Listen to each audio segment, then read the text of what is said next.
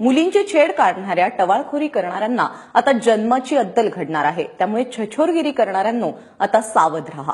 पोरांनो, अशी छछोरगिरी कराल तर याद राखा, पोलिसांच्या निर्भया पथकाची तुमच्यावर नजर.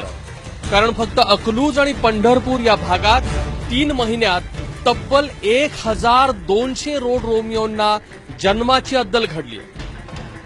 3 ते 4 महिन्यापासून तो माझा पाठलाग करत होता एक मुलगा. नंतर मी शिंदे साहेबांना सांगितलं, त्यानंतर त्यांनी सगळं घेतल्यानंतर मग तो आला नाही पाठीमागे.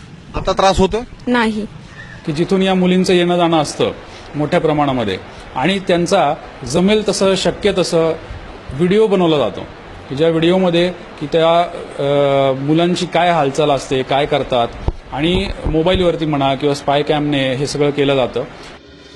मुलींच्या तक्रारी आल्या की आधी ठिकाणं निवडली जातात.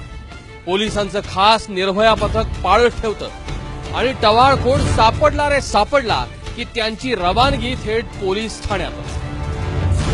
आम्ही मुलांचं करिअर पहिल्यांदाच उद्ध्वस्त करण्याच्या भानगडीत पडत नाहीये. आम्ही त्यांना 110, 117 खाली सक्त ताकीद देऊन सोडण्याची पण प्रोव्हिजन आहे. त्यामुळे पहिल्या टप्प्यात त्यांना सक्त ताकीद, दुसऱ्या टप्प्यात 1200 रुपये दंड आणि तिसऱ्या टप्प्यात आपण त्यांच्यावर आयपीसीचे गुन्हे दाखल करत आहोत.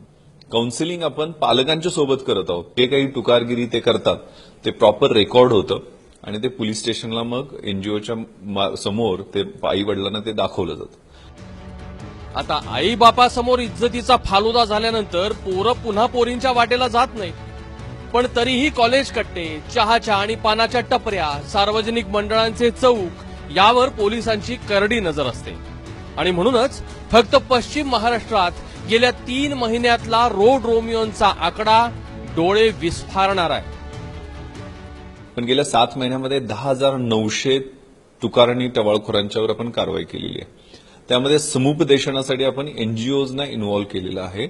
एकूण खूप चांगला प्रतिसाद दिसतो आणि महिलांच्या, मुलींच्या रिॲक्शन्स, कारण मी आता प्रत्येक ठिकाणी जवळजवळ इन्स्पेक्शनच्या दरम्यान भेटी दिल्या पश्चिम महाराष्ट्रामध्ये.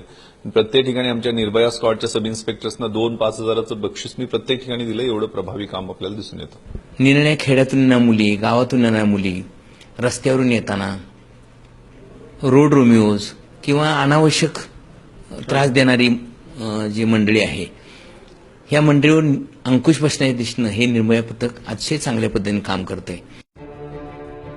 फक्त 2 तालुक्यात झालेल्या कारवाईचा आकडा इतका मोठा असेल तर अख्ख्या राज्यभरात किती रोड रोमिओ पोलिसांच्या गळाला लागले असतील. आतापर्यंत रोड रोमिओगिरीत पदार्पण करणाऱ्याला फक्त समज देऊन सोडलं जायचं. पण एखाद्या महाभागाने पुन्हा असा प्रयत्न केला तर पोलीस त्याला जन्माची अद्दल घडवतील. तेव्हा भावांनो, सावधान. कोल्हापूरहून रणजित माजगावकर सह सुनील दिवाण, एबीपी माझा, पंढरपूर.